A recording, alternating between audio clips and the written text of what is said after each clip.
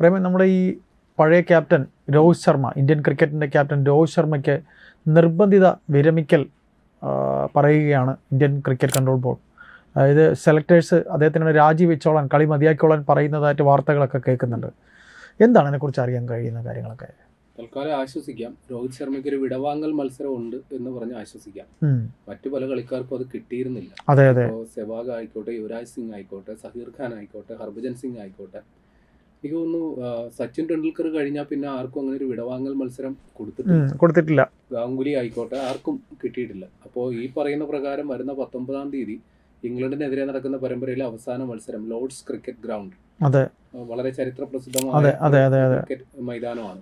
അവിടെ രോഹിത് ശർമ്മയ്ക്ക് അവസാന മത്സരം കളിക്കാനായിട്ട് നിർബന്ധിത വിരമിക്കില്ലെന്നാണ് പറയുന്നത്. എന്നിരുന്നാലും ഇതൊരു വിടവാങ്ങൽ മത്സരമായിട്ട് കണക്കാക്കിയാൽ അത് അദ്ദേഹത്തിനുള്ള ഒരു ആദരവാണെന്ന് എൻ്റെ വ്യക്തിപരമായ അഭിപ്രായം. കാരണം അദ്ദേഹത്തിന് അതൊരു അവസരം കൊടുത്തു. ഇന്ത്യക്ക് T20 ലോകകപ്പ് നേടിത്തന്ന ക്യാപ്റ്റനാണ്, ഒരു ലോകകപ്പ് ഫൈനലിൽ എത്തിച്ച കളിക്കാരനാണ്. ഒരു പക്ഷേ സച്ചിൻ ടെണ്ടുൽക്കറിന് ശേഷം ഇന്ത്യൻ ക്രിക്കറ്റ് ലോകം വളരെയധികം ആരാധനയോടെ കണ്ട കളിക്കാരിൽ രണ്ടുപേരും, വിരാട് കോഹ്ലി, രോഹിത് ശർമ്മ, രണ്ടുപേരും ഒരേപോലെ പ്രാധാന്യമുള്ളത്. ഒരു പക്ഷേ വിരാട് കോഹ്ലി എന്ന് പറയുന്ന താരോദയം ഉണ്ടായിരുന്നില്ല എങ്കിൽ MS ധോണിക്ക് ശേഷം ക്യാപ്റ്റൻ ആകേണ്ടത് രോഹിത് ശർമ്മയായിരുന്നു. പക്ഷെ വിരാട് കോഹ്ലിക്ക് കൊടുത്തു. പ്രായവും വിരാട് കോഹ്ലിയേക്കാൾ 2 വയസ്സിന് മൂത്തയാണ്. അപ്പൊ പ്രായം പോലും പരിഗണിക്കാതെയാണ് വിരാട് കോഹ്ലിയെ ക്യാപ്റ്റൻ ആക്കിയത്. ഒരു പക്ഷെ അപ്പോൾ തന്നെ രോഹിത് ശർമ്മ ക്യാപ്റ്റൻസി അർഹിച്ചിരുന്നു. ഇപ്പൊ BCCയുടെ മാനദണ്ഡം IPL പ്രകടന മികവാണെങ്കിൽ അന്ന് വിരാട് കോഹ്ലി IPL വളരെ ശുഷ്കമായിരുന്നു. ബാംഗ്ലൂരുവിൽ കളിച്ച് അവർക്ക് കിരീട വരൾച്ചയുണ്ട്. ഇപ്പൊ ബാംഗ്ലൂരു തിരിച്ചു വന്നു, ശരി തന്നെ. കിരീട വരൾച്ച ഉണ്ടായിരുന്ന സമയത്ത് അദ്ദേഹം രോഹിത് ശർമ്മ മുംബൈ ഇന്ത്യൻസിന്റെ ക്യാപ്റ്റൻ എന്ന രീതിയിൽ അവരെ കിരീട പോരാട്ടങ്ങൾ നേടിയ ആളാണ്. അപ്പൊ ആ രീതിയിൽ അദ്ദേഹത്തിന്റെ ക്യാപ്റ്റൻസിയിലേക്ക് അന്ന് പരിഗണിക്കപ്പെട്ടില്ല.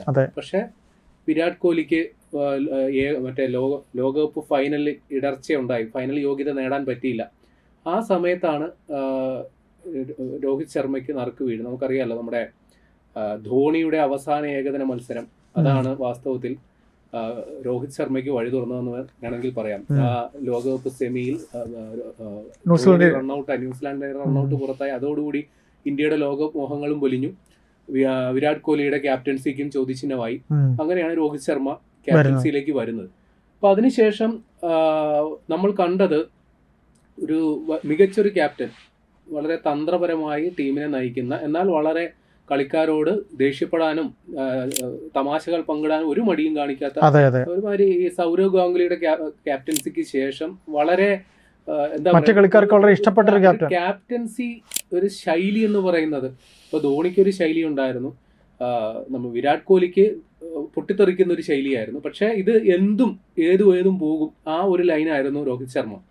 പിന്നെ ചെറിയ ചെറിയ മണ്ടത്തരങ്ങളും അദ്ദേഹത്തിന് പറ്റും, ഓർമ്മക്കുറവ് പോലുള്ള. പക്ഷെ ടോസിന് ശേഷം ചില കാര്യങ്ങളൊക്കെ മറന്നു പോകുന്നു. പക്ഷെ അതൊക്കെ ക്രിക്കറ്റ് ലോകം വളരെ ആസ്വദിച്ചിരുന്നു. ഒരിക്കലും അദ്ദേഹത്തിന്റെ പേരിൽ പഴി പറഞ്ഞൊന്നുമില്ല. അങ്ങനെയുള്ള രോഹിത് ശർമ്മയ്ക്ക് ഈ ചാമ്പ്യൻസ് ട്രോഫി ഫൈനലിൽ ന്യൂസിലാൻഡിനെ പരാജയപ്പെടുത്തിയ ശേഷം BCC ഒരു തീരുമാനമെടുക്കുന്നു, ഇനി രോഹിത് ശർമ്മ ക്യാപ്റ്റനായി ഇരിക്കേണ്ടതില്ല, അടുത്ത ലോകകപ്പിൽ പുതിയ ക്യാപ്റ്റൻ ആകണം. രോഹിത് ശർമ്മ ഓക്കെ. അങ്ങനെയാണ് ശുഭ്മാൻ ഗില്ലിനെ ക്യാപ്റ്റൻ ആക്കുന്നത്.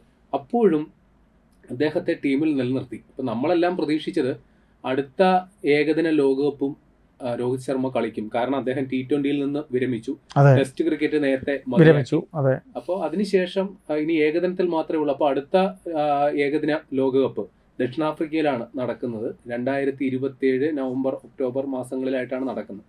പക്ഷെ ഇപ്പോൾ BCC കണക്കാക്കുന്ന ആ സമയമാകുമ്പോൾ രോഹിത് ശർമ്മയ്ക്ക് 40 വയസ്സ് പിന്നിടും. ഇപ്പൊ ഇത്രയും പ്രായമുള്ള ഒരാള്, ഇപ്പൊ ധോണിയുടെ കാര്യത്തിൽ അങ്ങനെ ചിന്തിച്ചിരുന്നില്ല, ഇനി രോഹിത് ശർമ്മയുടെ കാര്യത്തിൽ എന്തുകൊണ്ട് ഇങ്ങനെ ചിന്തിക്കുന്നു ചോദിച്ചാൽ പറയാൻ ന്യായമുണ്ട്. 40 വയസ്സ് പിന്നിട്ട ഒരാളെ വിശ്വസിച്ച് ഒരു ലോകകപ്പ് പോലെയുള്ള ഒരു വലിയൊരു ക്യാമ്പയിൻ മുന്നോട്ട് കൊണ്ടുപോകുന്നത് ബുദ്ധിപരമല്ല. പക്ഷെ അപ്പോഴും ഒരു ചോദ്യം, എന്തുകൊണ്ട് അങ്ങനെ ഒരു ചിന്ത ഇവർക്കുണ്ടായിരുന്നെങ്കിൽ എന്തുകൊണ്ട് രോഹിത് ശർമ്മയെ ഇതുവരെ കളിപ്പിച്ചു? ഇപ്പൊ ഈ 19-ാം തീയതി വരെ അദ്ദേഹത്തിന് മത്സരിക്കാൻ അവസരം കൊടുക്കുകയാണല്ലോ.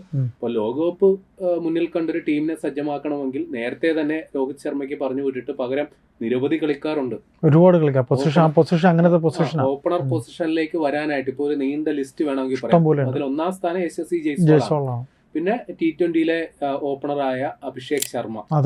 ഇനി രോഹിത് ശർമ്മയെ പോലെ ഒരു ഡിറ്റോ രോഹിത് ശർമ്മ തന്നെയാണ് ഇന്ത്യൻ ടീമിന് വേണ്ടതെങ്കിൽ സഞ്ജു സാംസൺ, അതേ ശൈലിയിൽ കളിക്കാൻ പറ്റിയ സഞ്ജു സാംസൺ ഉണ്ട്.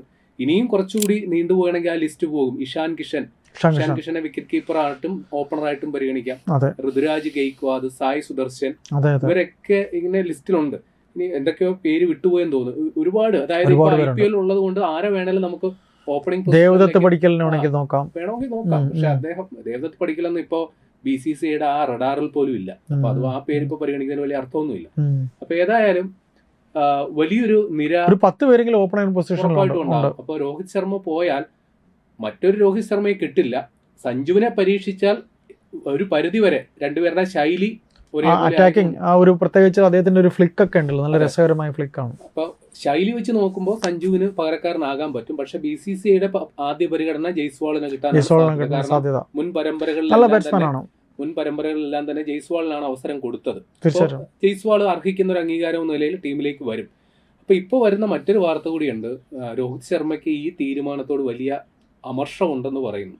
കാരണം ഒരു നിർബന്ധിത വിരമിക്കൽ പോലെയാണ്. പറയാൻ ന്യായീകരണമുണ്ട്. കാരണം അദ്ദേഹത്തിന് സെലക്ഷൻ കമ്മിറ്റി കൊടുത്ത ഒരു സന്ദേശം പെർഫോം ചെയ്യുക, തുടരുക എന്നുള്ളതായിരുന്നു. അപ്പോ ഇതുവരെ അദ്ദേഹം പെർഫോം ചെയ്തിട്ടുണ്ട്. അദ്ദേഹത്തിന്റെ ഫിറ്റ്നസിനെ കുറിച്ചൊരു ആശങ്ക വന്നപ്പോൾ കഴിഞ്ഞ കുറച്ചു കാലങ്ങളായിട്ട് ഫിറ്റ്നസിൽ വളരെ ശ്രദ്ധീകരിച്ച് വലിയ രീതിയിൽ ശരീരഭാരം കുറച്ചു. വളരെ മെലിഞ്ഞ ഒരു രോഹിത് ശർമ്മയാണ് ഇപ്പോൾ കളിക്കുന്നത്. അപ്പൊ ഇപ്പോ BCCIയുടെ ഒരു ആശങ്ക, അദ്ദേഹം വല്ലാണ്ട് സമ്മർദ്ദത്തിന് അടിപ്പെട്ടു. പഴയ രോഹിത് ശർമ്മ എന്ന് പറഞ്ഞാൽ അടിച്ച് തട്ടുപൊളിപ്പൻ അടിയാണ്, ഒരു കളിക്കുന്ന ഒരു കളി. പക്ഷെ ഇപ്പോ കഴിഞ്ഞ കുറെ മത്സരങ്ങളിലായിട്ട് അദ്ദേഹം വളരെ ശ്രദ്ധിച്ച്, അതായത് റൺ എടുത്ത് നിന്നില്ലെങ്കിൽ ടീമിൽ തുടരാനാകില്ല എന്നൊരു ചിന്ത അദ്ദേഹത്തിന് പിടികൂടിയിട്ടുണ്ടോ എന്നൊരു സംശയം. ഒന്ന് കരുതലോടുകൂടിയാണ് കളിക്കുന്നത് ഇപ്പൊ രോഹിത് ശർമ്മ. അതൊരു പ്രശ്നമായിട്ട് ഇപ്പൊ BCCI പറയുന്നു. അപ്പൊ അതുകൊണ്ട് ഇനിയിപ്പോ രോഹിത് ശർമ്മയെ തുടർന്ന് കൊണ്ടുപോകേണ്ടതില്ല. ഇനി വിരാട് കോഹ്ലിയുടെ കാര്യത്തിൽ എന്താണ് തീരുമാനം നമ്മൾ കൗതുകപൂർവ്വം കാത്തിരിക്കുന്നത്. വിരാട് കോഹ്ലിക്ക് 36 വയസ്സായി. ഒരു പക്ഷേ ഫിറ്റ്നസിന്റെ കാര്യത്തിൽ രോഹിത് ശർമ്മയോളം ടെൻഷൻ കോഹ്ലിയുടെ കാര്യത്തിൽ ഇല്ലാത്തതുകൊണ്ട് ലോകകപ്പിൽ വിരാട് കോഹ്ലി കളിക്കും എന്നുള്ളത് ഉറപ്പാണ്. ഏതായാലും ഈ കാര്യത്തില് നമുക്ക് ഒരു കാര്യം കൂടി പറഞ്ഞിട്ട് അവസാനിപ്പിക്കാം. സമീപകാല ഇന്ത്യൻ ക്രിക്കറ്റ് കണ്ട ഏറ്റവും മികച്ച കളിക്കാരിൽ ഒരാൾ, ഡബിൾ സെഞ്ചുറി, അത് ഒരു കൗതുക കാഴ്ചയായിരുന്നെങ്കിൽ ഇദ്ദേഹത്തിന്റെ കാര്യത്തിൽ അതൊരു പതിവ് കാഴ്ചയായിരുന്നു. 3 ഡബിൾ സെഞ്ചുറി നേടിയ ഏകദിനത്തിൽ 3 ഡബിൾ സെഞ്ചുറി നേടിയ, ഇനി ആ റെക്കോർഡ് ആർക്കെങ്കിലും തകർക്കാൻ പറ്റുമെന്ന് തന്നെ സംശയമാണ്. കാരണം ഇപ്പോൾ 2020 കാലമാണ്, ഏകദിനത്തിന് പ്രാധാന്യം കുറഞ്ഞു. അപ്പൊ ഇനി ആ റെക്കോർഡ് ഇനി ആർക്കെങ്കിലും തകർക്കാൻ പറ്റുമോ എന്ന് അറിയില്ല. ഉണ്ടായേക്കാം. ഇനിയിപ്പോ സൂര്യവംശിയെ പോലെയുള്ള ആൾക്കാരൊക്കെ ഉള്ളതുകൊണ്ട് സംഭവിച്ചേക്കാം. എങ്കിൽ നമുക്ക് ഉറപ്പൊന്നും പറയാൻ പറ്റില്ല. ഏതായാലും 287 ഏകദിന മത്സരങ്ങൾ ഇതുവരെ കളിച്ചിട്ടുണ്ട്. 3 ഡബിൾ സെഞ്ചുറികൾ, 48.6 ശരാശരി, 92.8 സ്ട്രൈക്ക് റേറ്റ്. സമീപകാല ക്രിക്കറ്റ് വെച്ച് നോക്കുമ്പോൾ വളരെ മികച്ച ഒരു റെക്കോർഡുണ്ട്.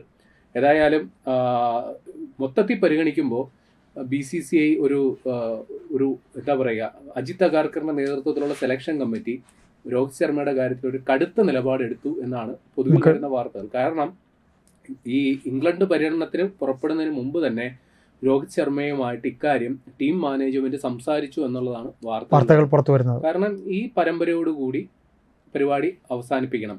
അപ്പോൾ ചില ക്രിക്കറ്റ് വിദഗ്ധന്മാർ വിലയിരുത്തുന്നത് എന്തുകൊണ്ട് രോഹിത് ശർമ്മയെ ഇതുവരെ തുടരാൻ അനുവദിച്ചു. അപ്പൊ അതിന് അവർ നൽകുന്നൊരു വിശദീകരണം ഇതാണ്: ഒരു ട്രാൻസിഷൻ പീരീഡ് ഉണ്ടാകണം. ഇപ്പോ രോഹിത് ശർമ്മയോ വിരാട് കോഹ്ലിയോ പോലെയുള്ള മികച്ച അല്ലെങ്കിൽ മുതിർന്ന കളിക്കാർ ടീമിൽ നിന്ന് മാറുമ്പോൾ വലിയൊരു വിടവുണ്ടാകും. അപ്പൊ അതിലേക്ക് യുവതാരങ്ങളൊന്ന് മെർജ് ചെയ്ത് വരാൻ വേണ്ടിയിട്ട് ഒരു സമയം വേണം. പിന്നെ രോഹിത് ശർമ്മയ്ക്ക് പകരമായി അവർക്കാണ് BCCI കണ്ടെത്തിയിരിക്കുന്ന SSC ജയ്സ്വാളിന് ആവശ്യം മത്സര പരിചയവും വേണം. അപ്പൊ ഇതിനിടയിൽ 1-2 ടൂർണമെന്റുകളിൽ ജയ്സ്വാള് ഓപ്പണറായിട്ട് വന്നു. അപ്പൊ ജയ്സ്വാളിനും അത്യാവശ്യം ഇപ്പൊ മത്സര പരിചയം കിട്ടി. ഇനിയിപ്പോ ജയ്സ്വാളിന് അല്ലെങ്കിൽ മറ്റു പലരും ആണെങ്കിലും ഇതിനോടകം തന്നെ പല കോമ്പിനേഷനുകൾ പരീക്ഷിച്ച് കഴിഞ്ഞിട്ടുമുണ്ട്. അപ്പോൾ രോഹിത് ശർമ്മ പോയാലും പകരം ഒരാളെ ഇനി അങ്ങോട്ടേക്ക് പ്ലേസ് ചെയ്യുക എന്നുള്ള സുഗമമായ ഒരു പ്രോസസ്സായി മാറിയിട്ടുണ്ട്. ഏതായാലും ഒരാളുടെ വേക്കൻസി അവിടെ ഉണ്ടായിട്ടുണ്ട്. ആ ഒരാളുടെ വേക്കൻസിക്ക് ഏതാണ്ട് 9-10 അപേക്ഷകരും കാത്തിരിക്കുന്നുണ്ട്. അപ്പൊ അതിലേക്ക് ജയ്സ്വാള് ഒന്നാം പേരുകാരനായിട്ടുണ്ടാകും എന്നുള്ളത് ഉറപ്പാണ്. സഞ്ജുവിന്റെ കാര്യത്തിലും നമുക്ക് പ്രതീക്ഷ വെക്കാം. കാരണം അദ്ദേഹത്തിന്റെ ഏകദിന റെക്കോർഡുകൾ അത് സാധൂകരിക്കുന്നുണ്ട്. ഏറ്റവും ഒടുവിൽ കളിച്ച ഏകദിന മത്സരത്തിലും സെഞ്ചുറിയാണ് നേടിയത്. 50 മുകളിൽ ശരാശരിയും 90 മുകളിൽ സ്ട്രൈക്ക് റേറ്റ്. ആകെ 16 മത്സരങ്ങളെ അദ്ദേഹം കളിച്ചു. ഈ right hand left hand combination ഒക്കെ പറ്റുമല്ലോ അവിടെ. അതും ഒരു സഞ്ജുവിനെ സംബന്ധിച്ചൊരു പോരായ്മയായിട്ട് പറയാൻ പോകും സാധ്യതയുള്ള അതാണ്. സഞ്ജു ഒരു വലങ്കയ്യനാണ്. ഇപ്പോൾ നിലവിൽ ഓപ്പണറായിട്ട് കളിക്കുന്ന ശുഭ്മാൻ ഗില്ലും വലങ്കയ്യനാണ്. അതുകൊണ്ടാണ് ജയ്സ്വാളിന് ഒരു അപ്പർ ഹാൻഡ് കിട്ടുന്നത്. ഇടംകൈ വലങ്കൈ കോമ്പിനേഷൻ. ഇപ്പോ ഗാംഗുലി സച്ചിൻ, അതിനുശേഷം സെവാഗും സച്ചിനുമായിട്ടൊരു കോമ്പിനേഷൻ വന്നു, വേറെ കാര്യം. പിന്നെ ധവാനും രോഹിത് ശർമ്മയും ഒരു ഇടംവലം കോമ്പിനേഷൻ എന്നും ഈ ഫീൽഡിംഗിൽ ഒരുപാട് പ്രശ്നം ഉണ്ടാവുമല്ലോ. ഇടംവലം കോമ്പിനേഷൻ ഇന്ത്യക്ക് എപ്പോഴും നല്ലത് തന്നിട്ടുണ്ട്. വെച്ച് രണ്ട് വലങ്കൈമാർ ബാറ്റ് ചെയ്തപ്പോഴും മോശമല്ല കാര്യങ്ങൾ. അപ്പൊ എന്താണ് BCCI ഇക്കാര്യത്തിൽ തീരുമാനിക്കുന്നത് എന്നത് രോഹിത് ശർമ്മയുടെ കാര്യത്തിൽ ഏകദേശം ഞായറാഴ്ചയോടെ അറിയാൻ കഴിയും, 19-ാം തീയതി അറിയാൻ കഴിയും. ഏതായാലും രോഹിത് ശർമ്മയ്ക്ക് അതൊരു അവസാന മത്സരമാണെങ്കിൽ ക്രിക്കറ്റ് ആരാധകർ, രോഹിത് ശർമ്മയുടെ ആരാധകർക്ക് അദ്ദേഹം അർഹിക്കുന്ന ഒരു വിടവാങ്ങൽ. കാരണം ഇന്ത്യയെ വലിയ വിജയങ്ങളിലേക്ക് നയിച്ചൊരു ക്യാപ്റ്റനാണ്. അദ്ദേഹത്തിന്റെ ആ ഹിറ്റുകൾ ഏറ്റവും ഹിറ്റ്മാൻ എന്നല്ല അദ്ദേഹത്തിന്റെ ഹിറ്റ്മാൻ എന്ന രീതിയിൽ എനിക്ക് തോന്നുന്നില്ല അദ്ദേഹത്തെ പോലെ വളരെ അനായാസം തൂക്കിയടിക്കുന്ന സിക്സുകൾ അടിക്കുന്ന മറ്റൊരു കളിക്കാരൻ ഉടനെ. തീർച്ചയായിട്ടും അനായാസമാണ് സിക്സ് അടിക്കുന്നത്. ഏതായാലും രോഹിത് ശർമ്മ തന്ന ഓർമ്മകൾക്കൊക്കെ നന്ദി. മറ്റൊരു പകരക്കാരൻ, അതിപ്പോ സഞ്ജു ആണെങ്കിൽ നമുക്ക് കുറച്ച് സന്തോഷം. ഇപ്പൊ ജയ്സ്വാൾ ആയിക്കോട്ടെ, സൂര്യവംശി ആയിക്കോട്ടെ, ആര് കയറി വന്നാലും രോഹിത് ശർമ്മയ്ക്ക് പകരക്കാരൻ തന്നെ ആകണം എന്നുള്ളൊരു ആഗ്രഹമേ ഉള്ളൂ.